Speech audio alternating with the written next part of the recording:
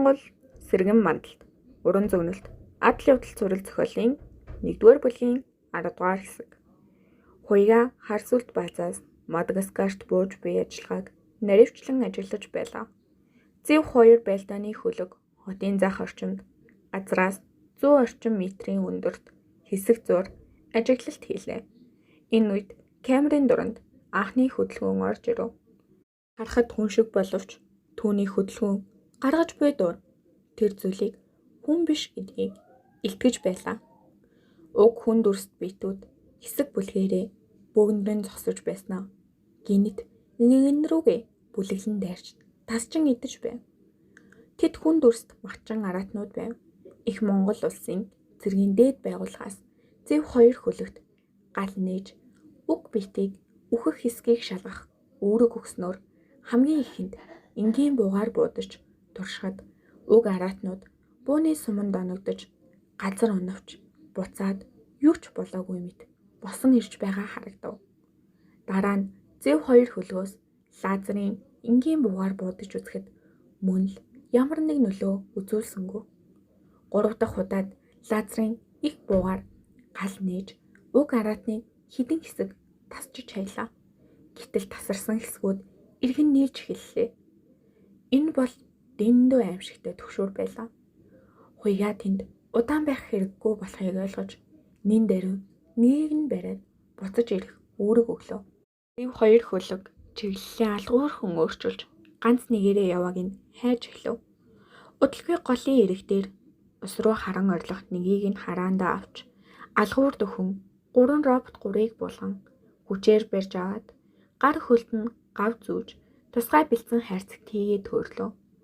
Их Монгол улсын цэргийн дээд байгууллагаас зөв 2 хөлөгт арлын хид хідэн цэгийн байрлалыг өгч тухайн цэгүүдэд ажиглалт хийн зураг болон видео дүрс хийж ирэх үүрэг өгсөний дагуу зөв 2 хөлөг тухайн байрлалууд дээр очиход яг адилхан нэг л дүрсийг харж байлаа.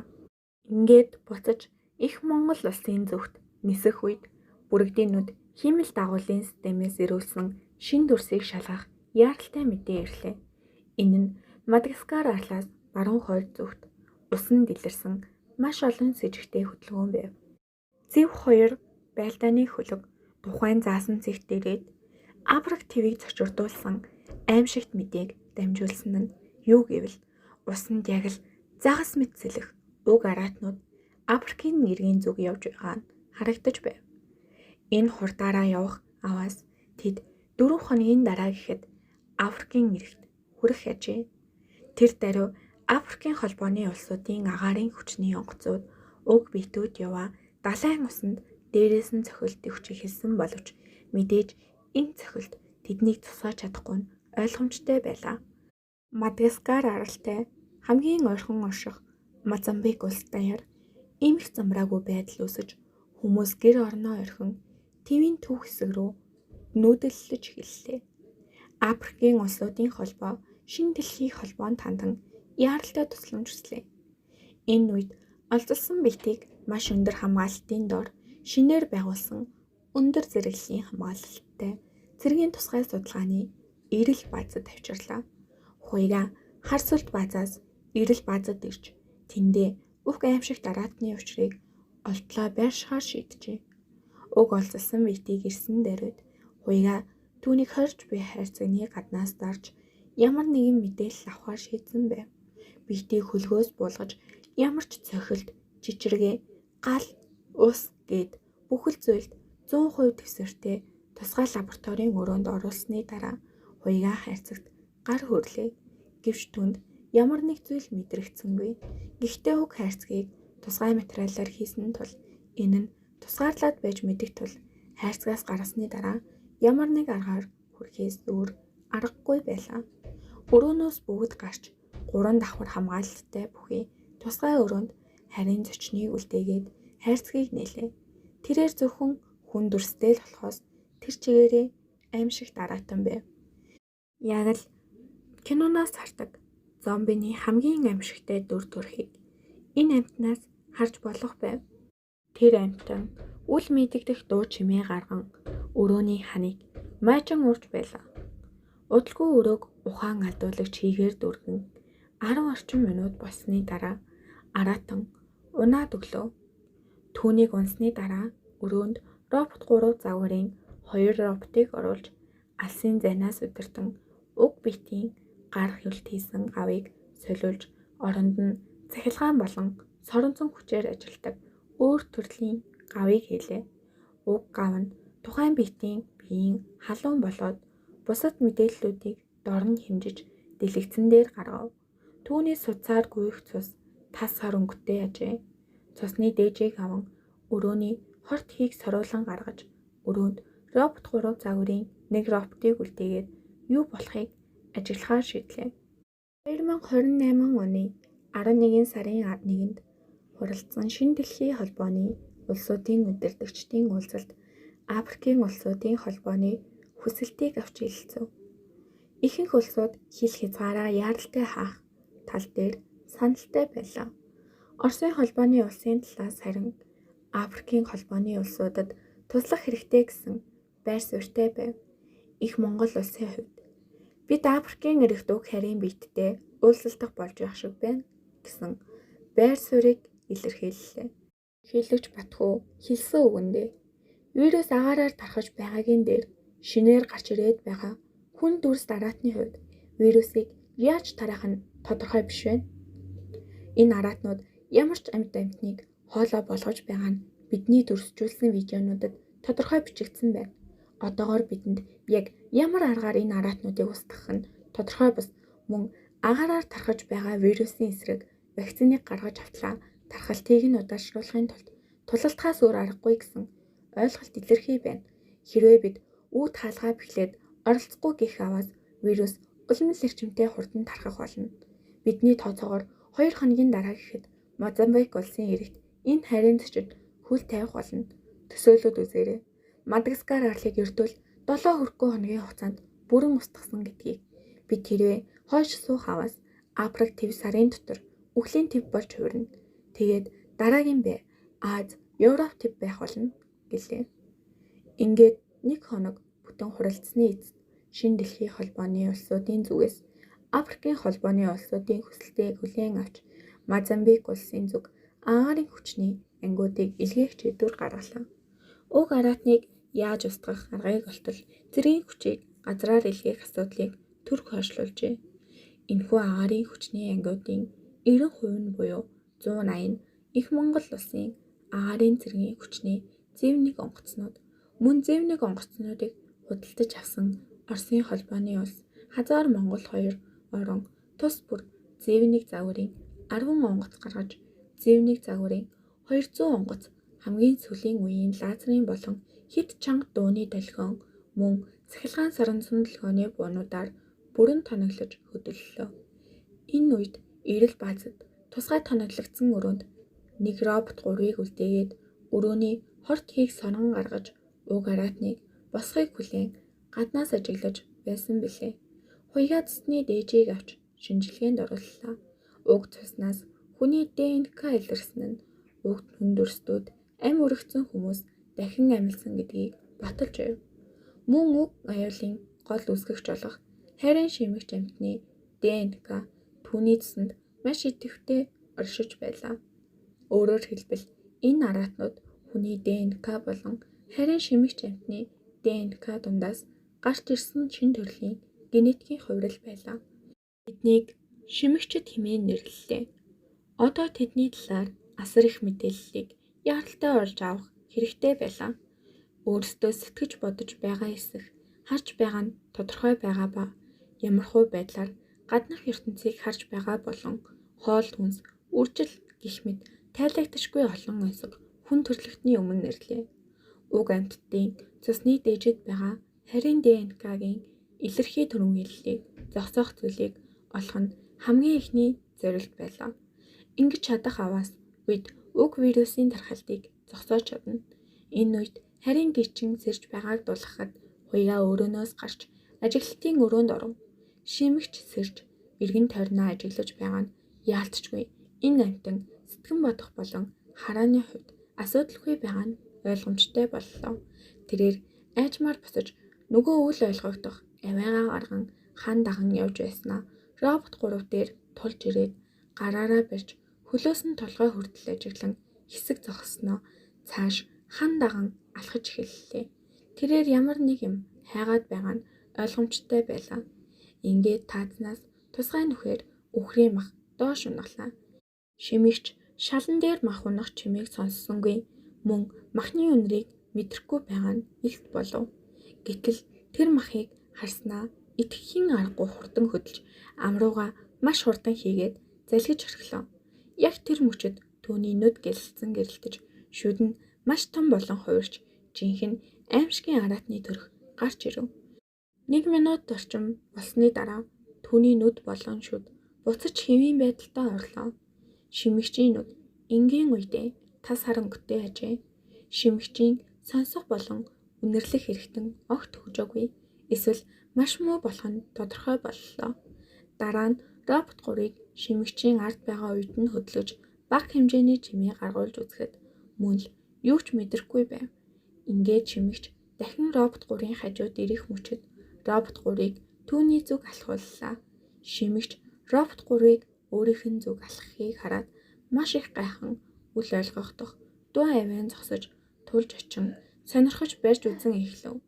Энэ нь шимэгч өөрийн гэсэн оюун ухаантай мөн тэрээр мах цуснаас бүрдээгүй зүйлсийг хөдөлж байсан ч дайрахгүй байгаа нь түүний нүд амьд зүйлсийг ялгаж хардаг нь ойлгомжтой болж ирэв. Ийхүү робот 3-ыг гүйлгэх мөн янз бүрийн дуу авиа гаргасан ч тэрээр сонирхон харахаас хэтрэхгүй байв. Дараа нь робот 3-ыг шимэгч рүү дайрах команд өгмөгц робот 3 шимэгчийг зохиж авлаа. Гэтэл шимэгч аимшигтай чанга дуу гарган хариу үйлдэл үзүүлж робот 3-ыг барьж аван 2 метр орчим зайтай газар шидэж орхилоо. Тэрээр маш их тэнхээтэй ажээ. Тэгээд ч зогссонгүй араас нь нүсэрч очин нэг гарыг нь бугуун орчмоор нь тас хазаж орхилоо. Түүний гарын хүч шүдний хурц болон чадал нь асар их ажээ.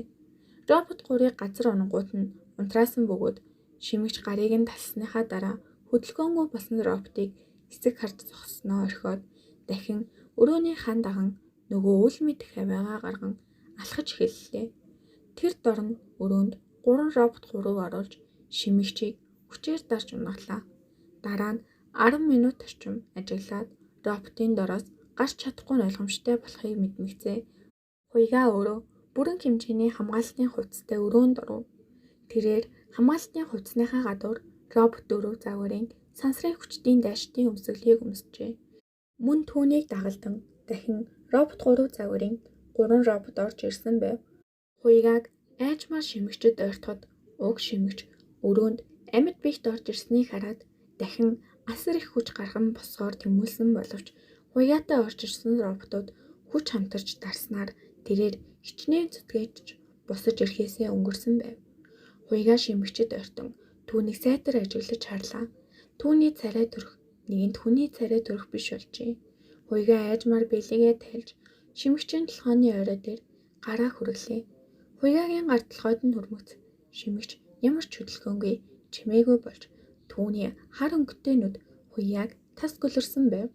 Хуйгаа нүдээ анин бараг 5 минут орчим болсноо өрөөнөөс түргэн гарч ирээд хамгаалтын хувцснуудаа тавьж гараа угааж ариутгаад ямар ч үгийн зөрөөгүй эрэл баазаас хар сүлт баазын зүг нислээ. Тэрээр эрэл баазаас явхаасаа өмнө шимэгчийг өдөрт 3 удаа үхрийн махаар хооллож байхыг даалгалаа. Хуйгаа шонхор нэгт орж ирэнгүүтээ ерөнхийлөгч Батхүйтэй ярьж шимэгчийн судалгааны талаар маш чухал яаралтай уулзах хэрэгтэй байгааг дуулгаад маш чухал тул хэрэгтэй хүмүүсийг байлгавал зүгээр байна гэхэд ерөнхийлөгч Батхүү төрийн 3 өндөрлөг батлан хамгаалахын сайдыг оролцуулъя гэлээ. Хуйгаа харзуулт баазаас ойр зургийн хэрэгтэй хэдэн бичиг цаас аваад Улаанбаатарын зүг хөөрлөө. Эрэлт баазаас хөөснөөс хойш хуйгаагийн царай маш их баргаар байгааг ажигласан кадр шимэгчийн толгойд хүрснээсээ хойш ямар нэгэн айдас давтсныг нь маш сайн мэдэж байлаа. Энэ үед хуйгаагийн утас дуугарахад утас нь нэлээд зайтай байсан тул хуйгаа кадрыг утас аваад хэн байгааг нь мэдээд гэхэд кадр хуйгаагийн утсыг аван хинбэ гэхэд нэгэн эмэгтэй хүний дуу гарч доктор Хуйгаа юу хэмээн асуулаа. Кадр түүний утас мөн байна. Өөрөө одоохондоо алга та хэн бэ гэхэд эмэгтэй шинжлэх ухааны хүрээлэнгийн генетик судлалын хэсгийн мөнх жаргал ярьсан чухал дуулгах зүйл байна гэд хэлээд өгөөрэй гэхэд холоос сонсож байсан хуйгаа би байна хэмээн хашгирсаар кадраас уцаа бараг булаах шам алаа. Тэрээр уцаа авангуудаа за ёстой уучлаарай уцаа мартаад гарчхаж доктор мөнх жаргал уу би хуйгаа байна гэхэд утасны цаанаас доктор мөнх жаргал тийм байна 4 сарын өмнө таны надаас асууж байсан зүйлийн чинь талаар маш чухал мэдээтэй гэхэд хуйгаагийн нөгөө баргаар царай дороо өөрчлөгдөж өө тийм үү ямар сайн би 10 минутын дараа Улаанбаатарт очино тэнд чухал хуралтай хурал дуусгаар тантай өөрөө очиж уулзъя гэхэд доктор мөнх жаргал за тэгье би таныг ажил дээр хүлээж бай гэлээ. Хуйгаа 4 сарын өмнө доктор мөнх жаргалаас нэгэн зүйлийг хийж өгөхийг хүссэн нь өвөөдөө хааны бунханд хийсэн малталгаар гарч ирсэн түүний шарлаас ДНК-гийн шинжилгээ авч өгөхийг хүссэн байжээ. Ерөнхийлөгч Батхүүгийн өрөөнд их Монгол улсын төрийн 3 өндөрлөг Батлан хамгаалахын сайд хуйгаа гэсэн 5 хүн цугларсан байв. Ерөнхийлөгч Батхүү босож өнөөдөр цугларсан шалтгаан бол эрэл баазад байгаа шимэгчийн талаар маш чухал мэдээллийг доктор Хуйгагийн зүгээс мэдээлэх болно гэд суулаа. Хуйгаа босож өөрийнхөө тархины судалгаа туршилтын ажлынхаа хүрсэн амжилт үр дүнгийн талаар товч мэдээлэл өгөөд өөрөө бусдын санаа бодлыг хэрхэн яаж уншиж байгаагаа нэлийн дэлгэрэнгүй тайлбарлалаа. Ерөнхийлөгч Батхүүгийн хувьд энэхүү зүйлийг мэдэж байгаа бөгөөд нөгөө 3 хүний хувьд одоо сонсож байгаа тул маш их сонирхон сонсож байв. Мэдээллийн дараа шинэ ерөнхий сайд босож та яг одоо бидний бодлыг уншиж чадахгүй гэсэн үг үү гэхэд хуйгаа яг одоогоор л тийм. Гэхдээ явандаа уншиж эхлэнэ гэж бодож байна. Монгол хүний хувьд арай л илүү тархины чадвар хэрэгтэй байгаа гэд. За ямар нэг асуух зүйлгүй бол гол асуудалтай орох уу гэхэд ерөнхийлөгч Батхүү асуух зүйлсээ дараа болъё. Одоо гол зүйлдээ оръё гэлээ. Хуйгаа за тэгье гэд тэрээр шимэгчээс яг ямар мэдээлэл олж авснаа хэлхийн өмнө өрөөнд байгаа хүмүүс тандан энэ бол маш нууц ангиллалын мэдээлэл. Энэ тухай ямар нэг мэдээлэл гадагш гарахгүй байхыг хүсье гэлээ. Тэрээр шимэгч бол хүний ДНК болон биеийг ашиглаж бусаж амьдралд хөл тавьж байгаа хариг эргийн зочид юм. Тэд манай нарны аймгаас гадагш орших өөр нарны аймгаас ирсэн бөгөөд солирын чулуутай хамт дэлхийд санамсаргүй унсан зүйл биш юм. Тэд бол дэлхийг зорин санаатай ирсэн. Энэ нь Нашира гарагийн эрдэмтдийн лабораторид бүтээгдсэн ням бөгөөд дэлхий дээр Нашира гарагийн дараагийн зочдыг эртэл хойд тоолын мөсөн донд хадгалагдаж байх ёстой байжээ. Гэтэл Америкийн нэгдсэн улсын эрдэмтэд тэднийг 1992 онд олж аваад лабораторийн туршилтад оруулж эхэлсэн байна. Гэхдээ тэдний лабораторийн хүчин чадал нь энгийн талаар ямар ч мэдээлэл олж авах түвшнийг биш байсан тул зүгээр л нэг солирын чулуунд амьдарч байсан нян гэж үзээд судалгааны ажлыг нэг их шамдаж хийгээгүй ажээ. Гэхдээ тэднийг уг нян ямар нэг амьд биетэд үхлийн аюултай гэдгийг мэдэж ээж. Ингээд 2027 он хүртэл зүгээр л нэг лабораторийн хадгалах савнд байжээ.